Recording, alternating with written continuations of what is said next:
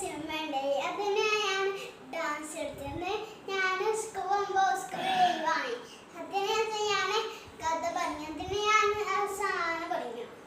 അത് കഥ പറഞ്ഞത് ഞങ്ങൾക്ക് പറഞ്ഞിട്ട്